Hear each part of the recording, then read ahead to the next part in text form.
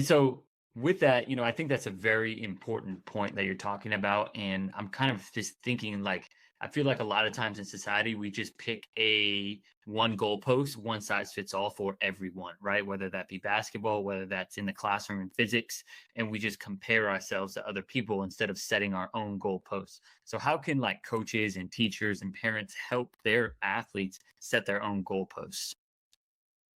Yeah, I mean, I think it's coaches and parents also having their own goalposts for their kids.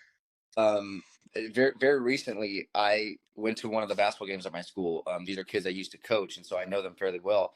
And a kid had 10 points off the bench and one bad turnover, but he had 10 points off the bench. And I remember after the game, his head's down. The team won the game, by the way. His head's down. He's not happy.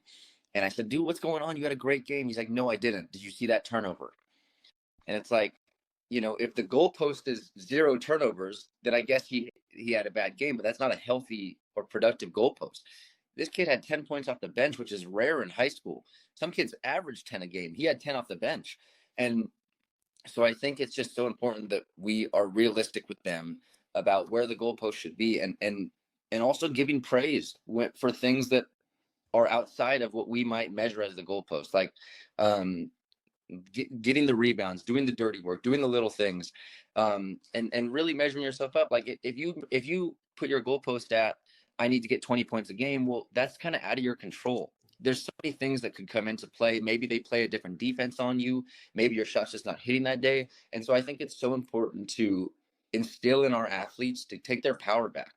Put the power in your hands. Measure yourself up to yourself, no one else's expectations. What you call a good game, what you call a good performance, um, making sure that you put it off of that, put your goalpost there, rather than people's expectations or what you see on TV, or just comparing to others. And I think what's so hard is a lot of us, including parents and coaches, because that's kind of part of the sports, is judging a person's worth off performance.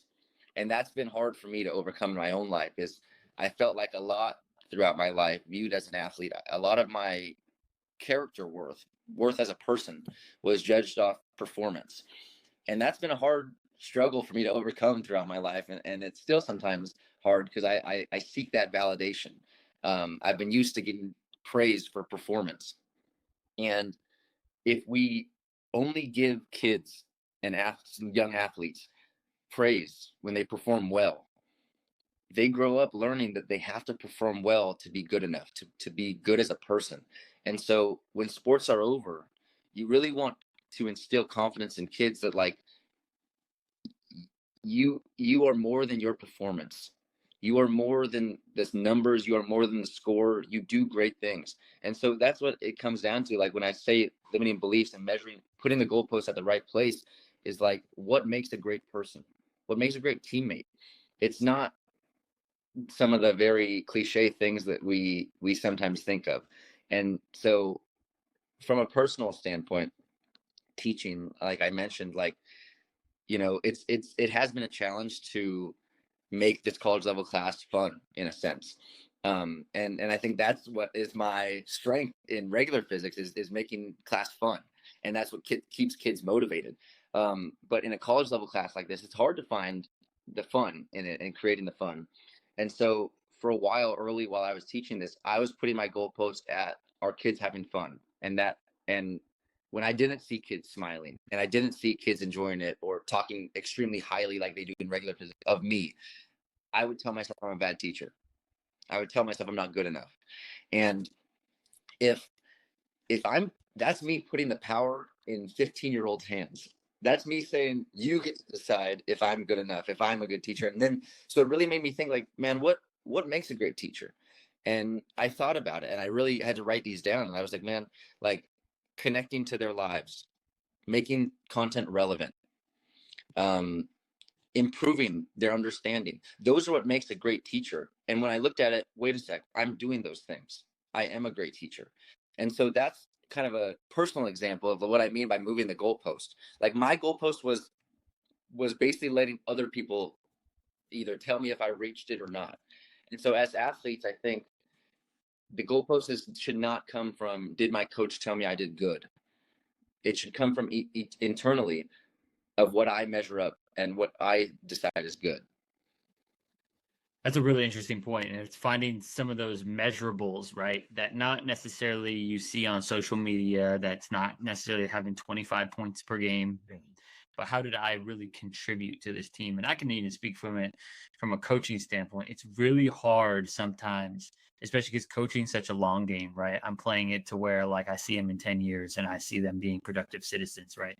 And as a human right now, I want to see my results, right? I want to feel the impact, the work I'm doing. And so, the easiest way to do that is did we win or lose, right? It doesn't even matter. Like we could have played our butts off. We played a very good team and we lost by 2, or we win by 4 against a team we should have beat by 30, and like for whatever reason we feel better because we won and even though we didn't play well, right?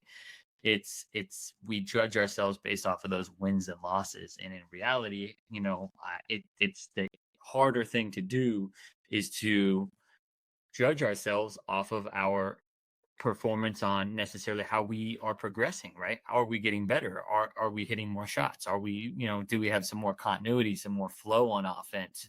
Are we making sure that we allow no middle? And we just ran into some 6'7", 6'8" guys, and we're not that big. So of course they're gonna have a natural advantage, but we competed all the way to the end. And so it's so tough to do that, right? Like it's like so not naturally, especially I feel like social media has made it way worse for kids and even for coaches now though, like I can even explain, Yeah. casually. Sometimes I'm like, as soon as I see a coach, like I'm either like good drill or bad drill, bad coach, right? Instead of just being like, I don't even know the context of what this coach is and the why behind it. I'm just making a judgment. So it's almost like not judging other people so we don't judge ourselves.